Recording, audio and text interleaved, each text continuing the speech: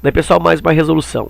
Desde a década de 1960, a taxa de crescimento da população brasileira vem experimentando paulatinos declínios, intensificando-se juntamente com as quedas mais pronunciadas da fecundidade. No período de 1950 a 1960, a taxa de crescimento da população recuou de 3,04% ao ano para 1,05% em 2008. Mas em 2050, a taxa de crescimento cairá para menos 0,291%, que representa uma população de 215,3 milhões de habitantes. Segundo projeções, o país apresentará um potencial de crescimento populacional até 2039, quando se espera que a população atinja o chamado crescimento zero. A partir desse ano serão registradas taxas de crescimento negativas, que correspondem à queda no número da população. Vale ressaltar que se o ritmo de crescimento populacional se mantivesse no mesmo nível observado na década de 1950, aproximadamente 3% ao ano, a população brasileira chegaria em 2008 a 295 milhões de pessoas e não nos 189,6 milhões divulgados pelo IBGE.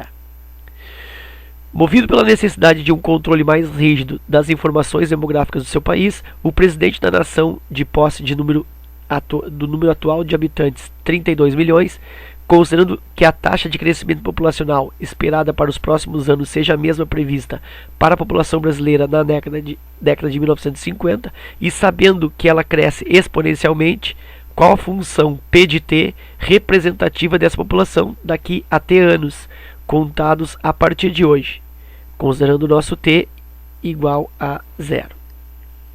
Bom, então o que ele quer? A questão, na realidade, ela começa a se desenhar a partir daqui, ó. Então aqui é mais ou menos o start da questão. Então diz que, movido pela necessidade de um controle rígido das informações, então é necessário criar-se uma lei, né, uma lei P de T, uma função que controle ou que regimente ou que regre o crescimento populacional. Então P de T é igual. Então ele quer a lei da função. Aí tu pode observar nas alternativas que é isso que eu tenho, né? Eu tenho uma aí, leis de funções. Diz que o número atual de habitantes é 32 milhões. Então eu tenho 32 milhões. Vou botar aqui, ó, população inicial.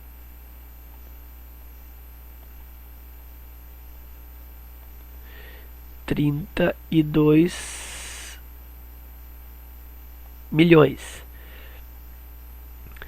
E o crescimento esperado aí tem que ser o mesmo previsto para a população brasileira na década de 50. Aí eu busco no problema, ó.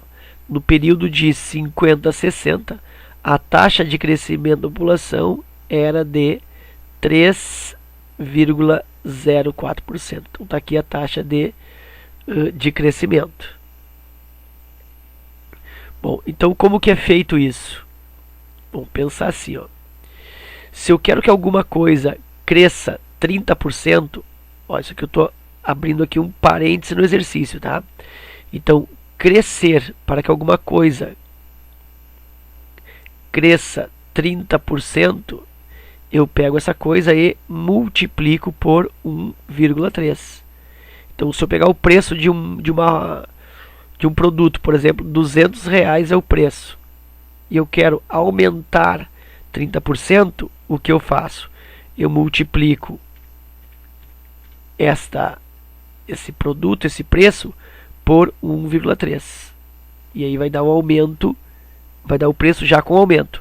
Então, multiplicar por 1,3 é crescer 30%.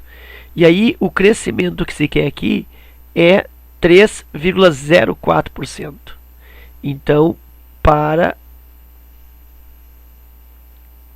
crescer 3,04%, eu devo multiplicar por 1,0304. Certo? Ó, crescer 30%, multiplica por 1,3. Se fosse crescer 3%, multiplicaria por 1,03. Como o crescimento é de 3,04%, então eu vou multiplicar aí por 1,034. Ok. E aí, esse crescimento, ele é crescimento cumulativo, né? Ele sempre vai crescer ou vai crescer sempre 3,04% sobre a última população, sempre sobre o valor acumulado. É como se fosse uma questão aí de juros compostos. É juros sobre juros, ou seja, porcentagem sobre porcentagem. Bom, então como que eu vou armar isso? Bom, então a lei da função ela fica estipulada assim, ó. A lei da função exponencial nesses casos fica assim: valor inicial é como se fosse um modelo, tá?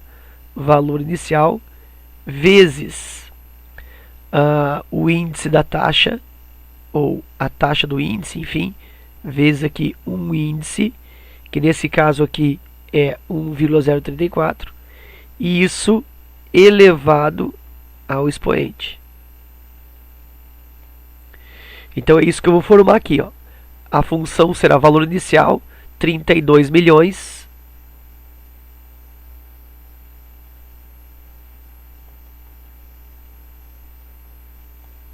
tá, vou colocar assim de maneira informal, 32 milhões vezes aquela taxa ali 1,034 elevado na t. Tá aí a lei. Eu vou dar uma melhorada nisso, ó. P de t igual 32 milhões 32 milhões, olha só, é 32 vezes 10 na sexta, 6 zeros, e isso vezes 1,034 elevado na t. Aí eu olho as alternativas e eu não tenho isso, né? Porque todas as alternativas estão escritas, ó, com 3,2 aqui, ó. Todos têm 3,2. Então eu tenho que, de certa maneira, passar esse 32 para 3,02. Então P de t é igual a 3,02.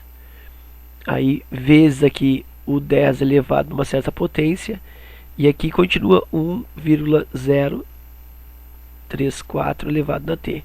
Só me falta aqui esse expoente do 10, né? Aí pensa, se eu tinha 32 vezes 10 na sexta, agora eu tenho 3,2, eu diminuí aqui, ó. Então eu recuei uma casa. Então eu tenho que aumentar aqui atrás o expoente do 10 de 6 para 7, né? Porque aqui de 32 para 3,2 eu dividi por 10. Então eu tenho que multiplicar por 10. É como se ficasse 3,2 vezes 10, ou 3,2 vezes 10 vezes 10 na sexta. Olha aqui, ó. 3,2 vezes 10 é o 32. E isso aqui, 10 vezes 10 na 6, 10 na 7. Então, finalmente eu tenho a lei da função P de t igual 3,2 vezes 10 na 7 vezes 1,03 elevado na t. Isso aí eu encontro na letra E, ok? Então, para te ajudar nesse exercício, né, esse modelo aqui é um modelo mais ou menos padrão para crescimentos do tipo exponencial. Então, tu vai ter aí um valor inicial vezes o índice de crescimento. Esse índice ele é sempre conseguido somando 1 mais a taxa na forma decimal e elevado ao expoente, a variável. Normalmente a variável é t, ok? Então era isso, espero que tenha te ajudado. Obrigado pela tua visita, forte abraço e até a próxima.